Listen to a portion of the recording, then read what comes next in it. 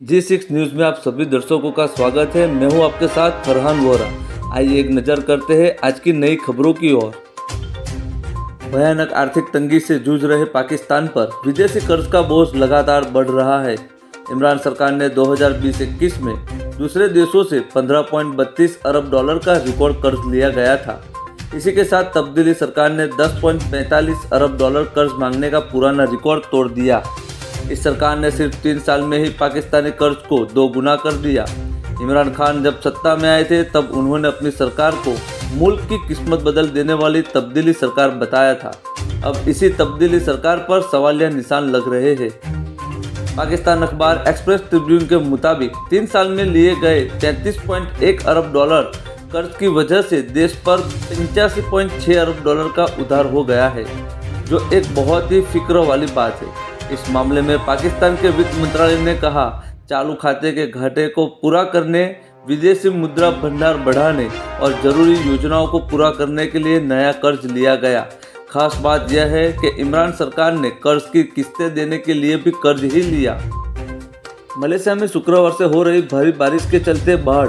Malaysia में हालात इतने बिगड़ चुके हैं कि देश भर में नदियों में उफान, लैंडस्लाइडिंग और सुनसान सड़कों पर डूबी कारें दिखाई दे रही है।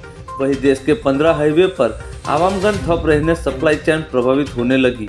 इससे जरूरी चीज़ों की कमी होने का खतरा भी पैदा हो गया है।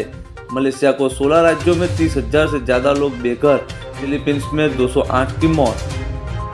बिहार के समस्तीपुर लोको डीजल शेड के एक इंजीनियर ने डिवीजन मैकेनिकल इंजीनियर का नकली कार्यालय आदेश दिखाकर पूर्णिया कोर्ट स्टेशन के पास वर्षों से खड़ी छोटी लाइन का पुराना स्टीम इंजन स्क्रैप माफिया के हाथों बेच डाला। मामला उजागर नहीं हो, इसके लिए डीजल शेड पोस्ट पर कार्यरत एक दरोगा की मिलीभगत से शेड के आवक रजिस्टर पर एक पिकअप वैन का प्रवेश करने संबंधी एंट्री करवा दी। लेकिन ऑन ड्यूटी सिपाही संगीता कुमारी की रिपोर्ट पर जांच शुरू हुई तो पूरे मामले का खुलासा हो गया। सूरत शहर के वनिता विश्राम ग्राउंड में बीते एक सप्ताह से चल रहे हुनर हाट ने रोजी रोटी के लिए संघर्ष कर रहे गांवों और कस्बों के हुनरमंदों को नया प्लेटफॉर्म दिया है।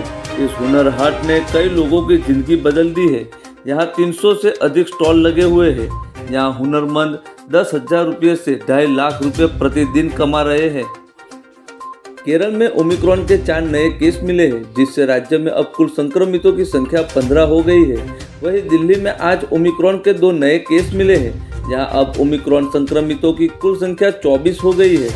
स्वास्थ्य विभाग ने बताया 12 लोगों को डिस्चार्ज कर दिया गया है और 12 का इलाज अभी जारी है। देश में रविवार को ओमिक्रॉन के 14 नए केस मिले थे। इनमें महाराष्ट्र के 6, कर्नाटक के 5 और गुजरात के 4 केस शामिल हैं। महाराष्ट्र में 4 मामले मुंबई एयरपोर्ट पर हुए जांच में सामने आए। वहीं पुणे और पिंपरी चिंचवाड़ में एक ओमिक्रॉन पॉजिटिव मिले। देश में अब तक मिले ओमिक्रॉन संक्रमितों की कुल संख्या 166 हो गई है। दुनिया भर में चर्चित पनामा पेपर्स मामले में बच्चन परिवार की मुश्किलें बढ़ा दी है। आज ऐश्वर्या राय बच्चन दिल्ली के लोकनायक भवन में ईडी के सामने पेश होने पहुंची। सूत्रों के मुताबिक ईडी के अधिकारी ऐश्वर्या के लिए सवालों की लिस्ट पहले से ही तैयार कर चुके हैं। दरअसल पनामा पेपर्स मामले में भारत के करीब 500 लोग शामिल होने की बात सामने आई थी। इनमें नेता, अभिनेता, खिलाड़ी, बिजनेसमैन, हर वर्ग के प्रमुख लोगों का नाम है। इन लोगों पर टैक्स की हेराफेरी का आरोप है, जिसको लेकर टैक्स अथॉरिटी जांच में जुटी है। पंजाब विधानसभा चुनाव से पहले बेअदबी की घटनाओं पर केंद्र ने पंजाब सरकार को अलर्ट किया। केंद्रीय गृह मंत्रालय ने पंजाब के सभी धार्मिक स्थलों की सुरक्षा बढ़ाने को कहा। गृह मंत्रालय ने कहा, देश के विरोधी तत्व पंजाब में धार्मिक भावनाएं भड़काने की कोशिश कर सकते हैं। केंद्र के इनपुट के बाद राज्य सरकार भी चौकन्नी हो गई है, जिसके बाद सभी धार्मिक स्थलों में सीसीटीवी कैमरे लगाने और सुरक्षा कर्मियों की तैनाती के आदेश दिए गए हैं। दर्शक मित्रों, बहुत जल्द लौटेंगे नई खबरों को लेकर। तब तक देखते रहिए G6 न्यूज़।